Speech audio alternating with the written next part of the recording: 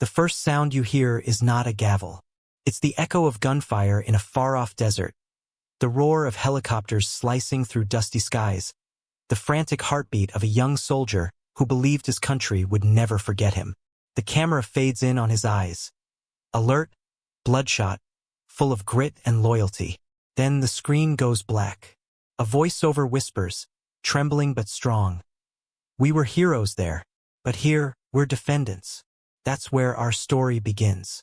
John Ramirez sits in a courtroom, his uniform replaced by a faded orange jumpsuit. His hands, once steady on a rifle, now tremble on the edge of a wooden table scarred with years of desperate pleas. Around him, murmurs rise and fall like distant artillery. He stares at the flag in the corner of the courtroom, the same flag he swore to protect, and wonders how he became the enemy. The smell of disinfectant mixes with old paper and coffee. Nothing like the sharp scent of sand, sweat, and diesel he still tastes in his sleep.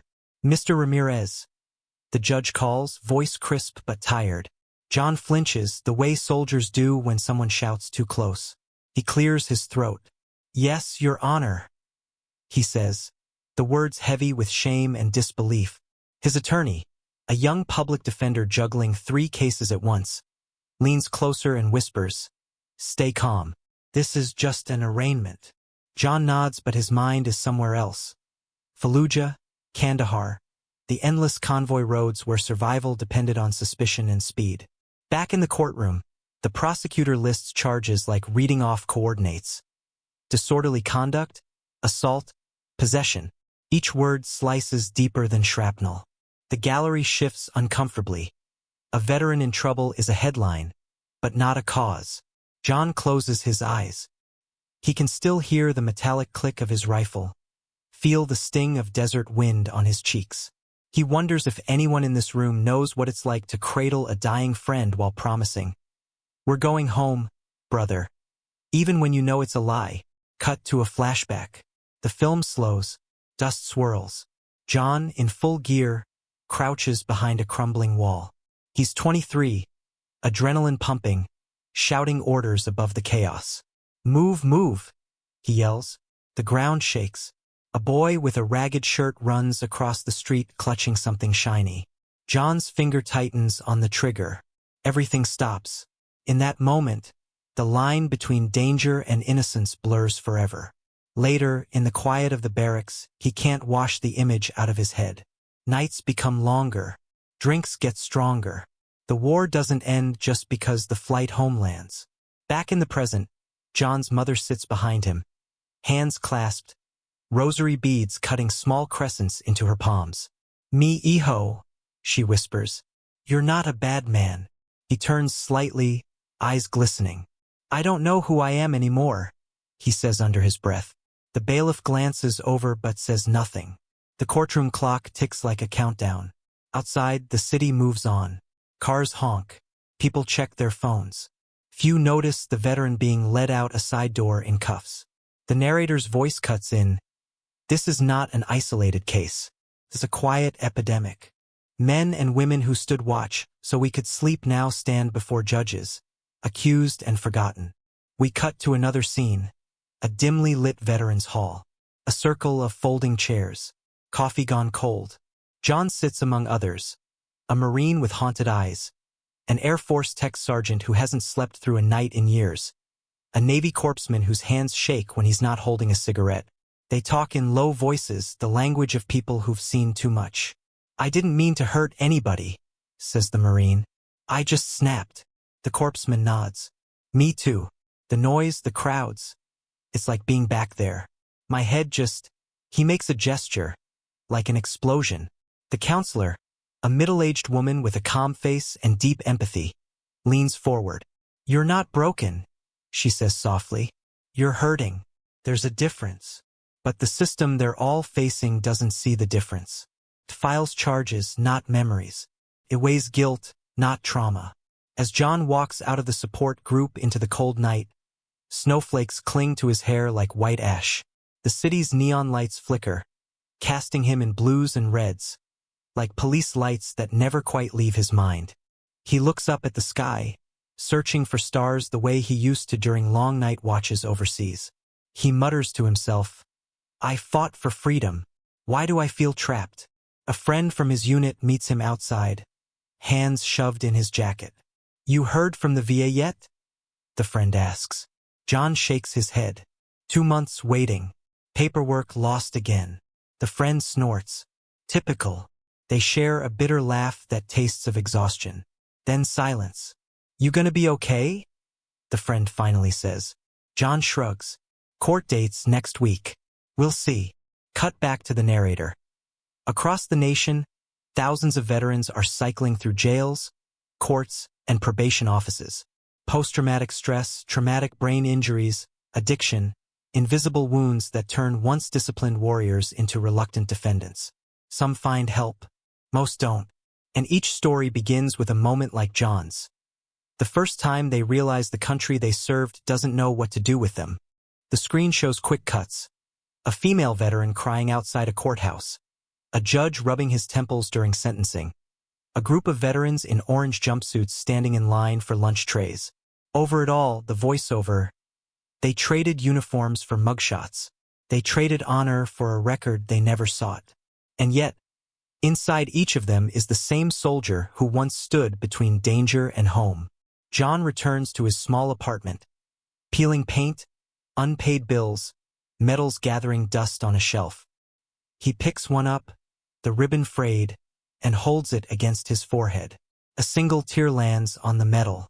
"What was it all for?" he whispers.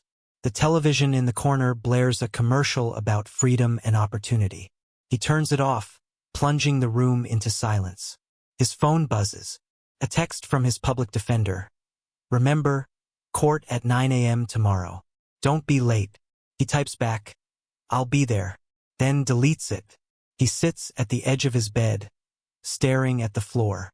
In his mind, sand crunches under his boots. A distant call to prayer rises over a ruined city.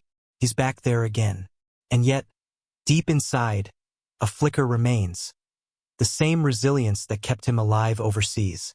As he drifts into restless sleep, he dreams not of war but of a chance to stand tall again. Not as a defendant but as a man rebuilding his life. Morning light leaks through a cracked window.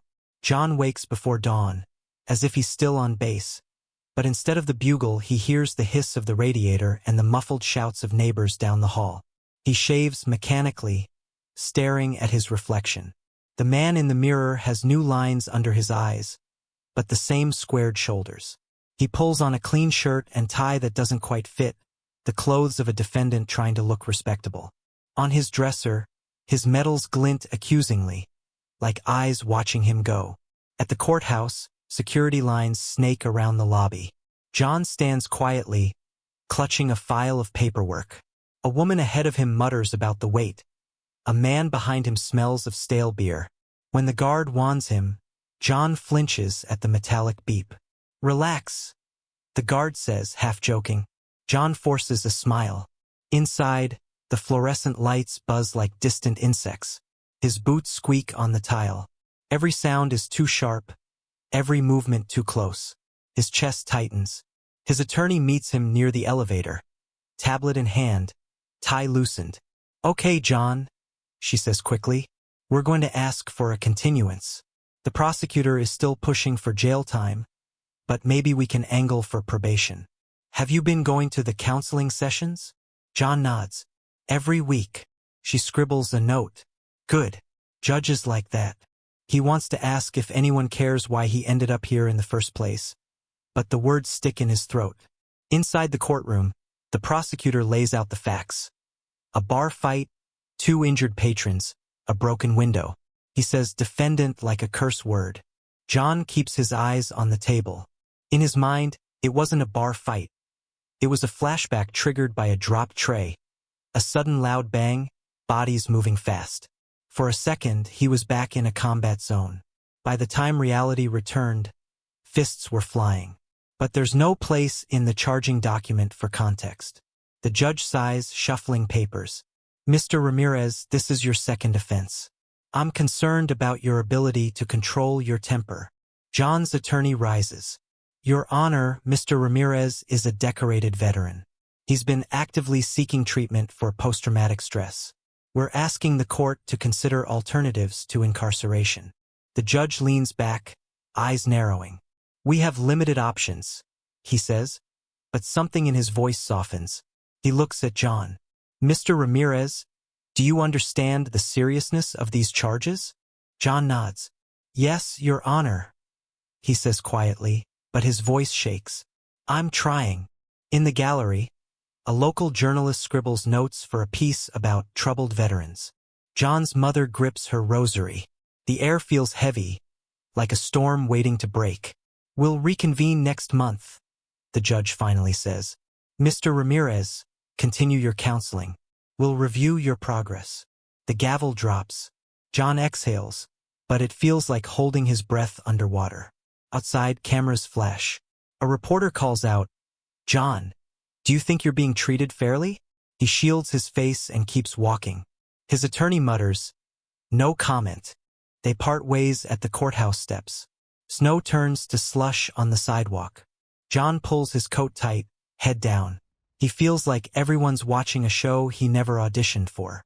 Later that night, he sits on his couch with a beer he promised himself he wouldn't open. The television glows with images of soldiers returning home to hugs and confetti. Not my homecoming, he murmurs. His phone buzzes. A message from a fellow vet. Vet court intake tomorrow. Might be worth checking out. John stares at it. Vet court, he says aloud. The term feels foreign, like a language he used to know. The next day he walks into a small, unassuming courtroom with a sign that reads, Veterans Treatment Court. Inside, the atmosphere is different. Flags, yes, but also posters about support programs.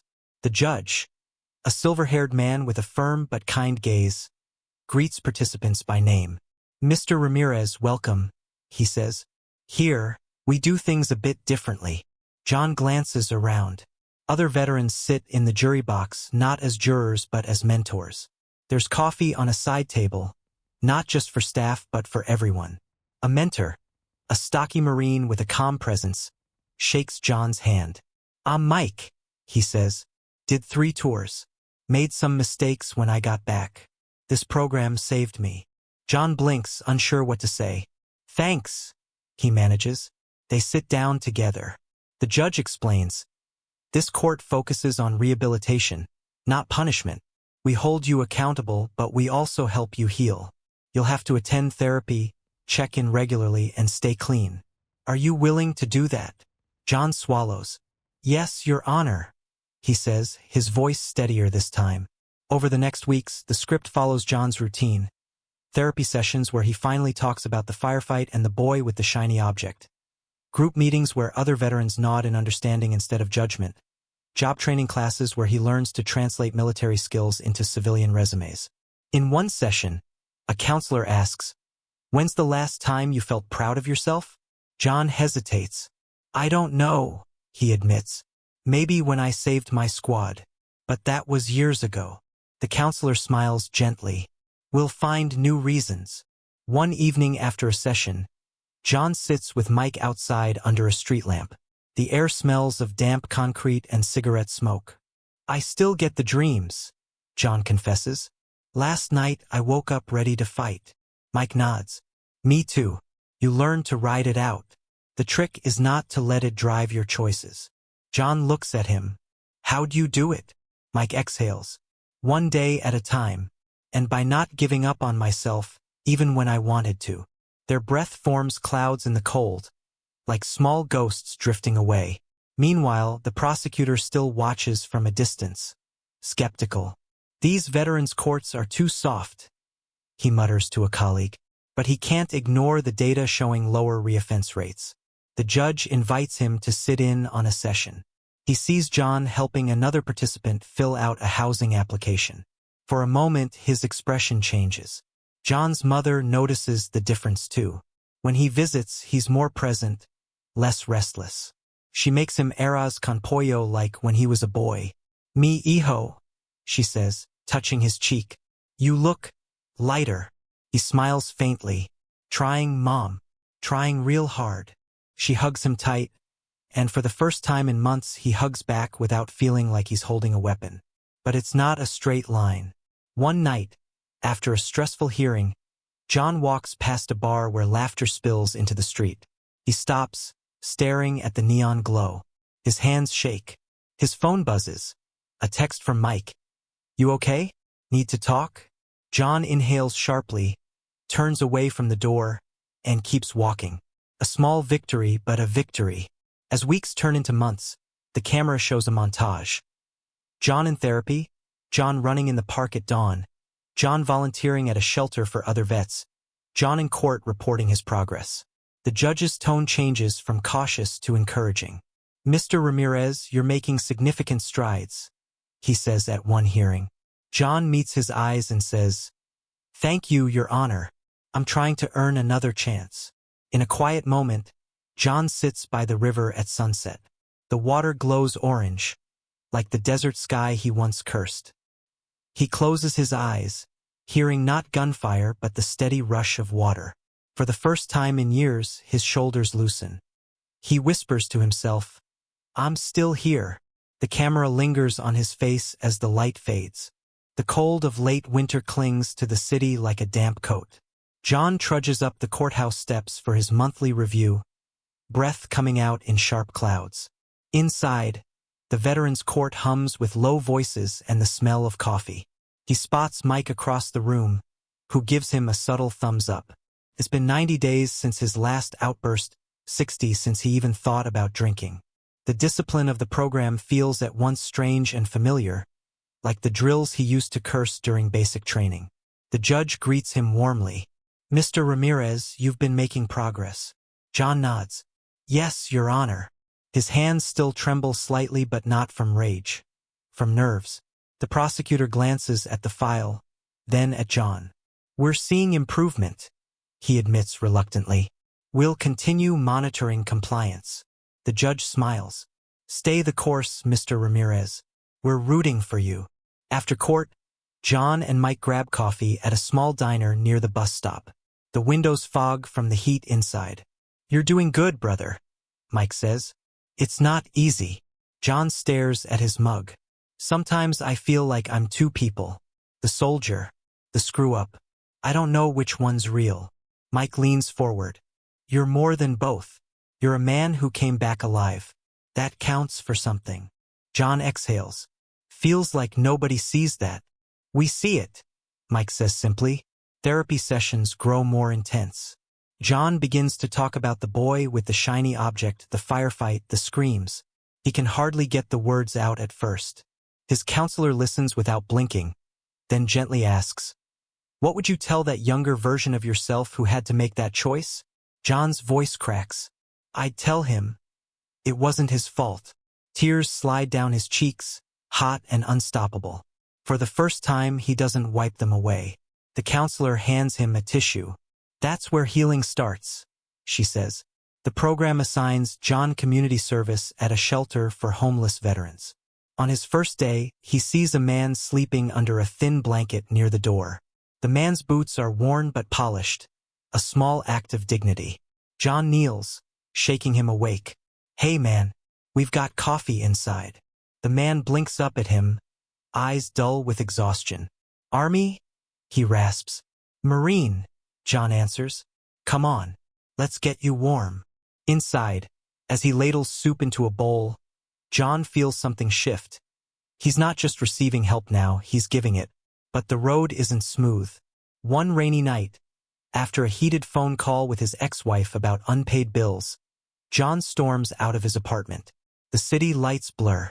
He passes the same bar he'd resisted before. This time he steps inside. The smell of whiskey and fried food wraps around him like an old coat. He orders a drink, stares at it. His hands shake. Then his phone vibrates. A message from his counselor. "Check in tomorrow at 9 a.m. Another from Mike. "Stay strong. Call me if you need." John stares at the amber liquid, then pushes it away and stands. "Not tonight," he mutters, walking back into the rain. It's a small act, but in his world, monumental. At his next court appearance, he confesses the slip to the judge. "I went into a bar," he says. I didn't drink, but I thought about it. The room goes silent. The judge studies him, then nods slowly. Thank you for your honesty. That's progress too. This court isn't about perfection. It's about accountability and change. John's attorney squeezes his shoulder. The prosecutor writes something in the file but doesn't speak. Weeks pass. John's posture straightens. His eyes clear. He begins mentoring a younger veteran, a wiry kid named Alex just back from Afghanistan. Alex sits slumped in his chair during group, hoodie up. I don't belong here, he mutters. John recognizes the look, the same one he once wore. After the session, John catches him at the door. I thought that too, he says. Give it a chance. Alex shrugs. Why bother? John holds out a card with his number. Because it can work. Call me if you want to talk. A few nights later, Alex does. One spring morning, John stands at a job fair booth for a security company. A recruiter glances at his resume. You've got leadership experience, she says. Ever think about training roles? John hesitates. I'm rebuilding right now. She smiles. We all are. Call me when you're ready. He leaves the fair with a small spark of hope tucked in his pocket.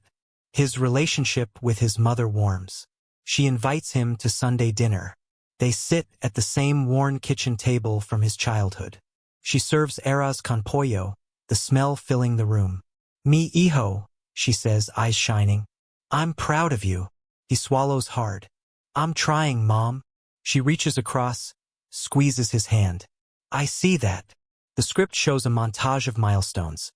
John passing a drug test, John speaking at a support group, John receiving a small certificate from the Veterans Court for compliance. Each scene intercuts with flashes of his memories from the battlefield, the noise fading a little more each time, the colors less harsh. Finally, a critical hearing arrives. The courtroom is full. John stands before the judge. Mr. Ramirez, the judge says, you've completed the program requirements. You've shown consistent improvement. The court is considering dismissing the remaining charges. Do you have anything you'd like to say? John's throat tightens. He glances at Mike, at his mother, at Alex in the back row. Then he speaks. Your Honor, when I came here, I didn't think I deserved another chance. I thought I was broken. But this program, these people, they reminded me I'm still a soldier, still a man who can serve, just in a different way. Thank you. His voice trembles but holds. The judge nods, visibly moved. This is why we do this, he says softly. Charges dismissed. Mr. Ramirez, you've earned your second chance. Use it well. The gavel comes down, but this time it doesn't sound like a sentence. It sounds like freedom. Outside, the spring air smells of rain and blooming trees. John steps onto the courthouse steps, blinking in the sunlight. Mike claps him on the back. You did it, brother. His mother hugs him fiercely. Alex approaches shyly. Thanks for helping me, he says. John smiles. We help each other. The camera lingers on John's face. The lines are still there. The memories won't vanish overnight. But his eyes are different. Steadier, clearer. He looks up at the sky. For the first time, he isn't searching for stars or scanning for threats. He's just looking. Summer sunlight drapes the city in gold. The courthouse that once felt like a prison now sits quietly behind John as he walks down the steps. A free man. He's wearing a plain blue shirt and clean jeans. No jumpsuit, no uniform. In his pocket is a folded certificate from the Veterans Court. It's just paper, but it feels heavier than any metal. Each step away from the building is a step into a life he never thought he'd see again. He stops at the edge of the plaza and watches children playing in the fountain. Their laughter rises over the traffic.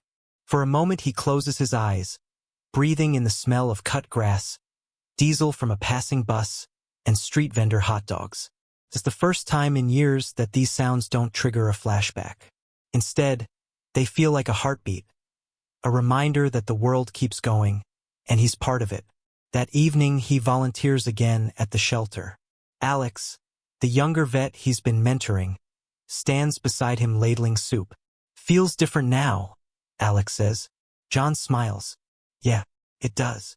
In the corner, an old Navy vet strums a battered guitar, humming softly. The room is full of small conversations, coffee steam, and the smell of chili. John looks around and thinks, this is my new unit. This is what service looks like now. At night, he returns to his small apartment, but it no longer feels like a cell. The walls are still chipped, the rent still late, but the medals on the shelf shine in the lamplight. He takes one down, rubs the ribbon between his fingers, and places it back not with shame but with quiet pride. He opens a notebook and writes, Job interview Tuesday. Check in with Alex Wednesday. Therapy Friday. Each line a mission, each mission a step. Weeks pass. John finds steady work training new security staff at a hospital. He shows up early, stays late, and when a sudden loud noise startles him, he takes a deep breath and grounds himself instead of lashing out. His co-workers see his calm authority. One of them asks, Were you in the service? He nods. Yeah, still am, in my own way. They don't press. They just smile and offer him a coffee. One Sunday, he takes his mother to a community event honoring veterans in the justice system who've completed treatment. The stage is simple, folding chairs, a microphone. When John's name is called, he walks up to polite applause. He clears his throat. When I came home, I thought my life was over, he tells the crowd. I was angry, lost. I ended up in front of a judge. But people here believed I could be more than my worst moment. They held me accountable, but they didn't give up on me. That made all the difference. His voice breaks, but he keeps going. If you're a veteran out there struggling, please know you're not alone. Reach for help. It's there. The crowd rises in a standing ovation. Not for a hero returning from battle, but for a man choosing to live. His mother wipes her eyes. Mike claps until his hands ache. Alex watches, determination in his young face. As the event ends, the narrator's voice returns over a slow montage. John walking out into sunlight. Veterans hugging in courtrooms. A judge shaking a defendant's hand. A flag fluttering in a quiet park. Across this country, the voice says, thousands of men and women carry invisible wounds from their service. Too many fall into the justice system, forgotten. But programs like Veterans Treatment Courts show us another way. A way built on accountability, healing, and hope. John walks down a quiet street at dusk. Fireflies blink over the grass. He pauses under a streetlight and looks up at the night sky. The stars are faint but real. He exhales and, for the first time in years, smiles. Still here, he whispers. Still standing. His phone buzzes with a text from Alex. Made it through my hearing. Thanks for everything. John types back. Proud of you. Keep going. He slips the phone into his pocket and keeps walking, shoulders squared, head high. The narrator's voice softens. This isn't just John's story. It's the story of thousands of veterans whose battles didn't end overseas. It's a call to see them not as statistics or headlines, but as human beings worthy of justice and compassion. If you're a veteran struggling, reach out. If you're a neighbor, friend, or policymaker, listen and support. Together, we can make sure no one is left behind. The camera fades to black. Text appears on screen. From battlefield to courtroom, veterans in the justice system. Beneath it, share your story. Support those who served. Then, a simple, heartfelt voiceover. If this story moved you, please like the video, leave a comment with your thoughts, and subscribe to our channel. Share this with someone who needs to hear it, a veteran, a family member, a friend. Your voice can help bring change. Together, let's honor their service not just with words, but with action. The screen stays dark for a moment longer, the echo of footsteps fading, leaving only a sense of quiet resolve and the possibility of a better tomorrow.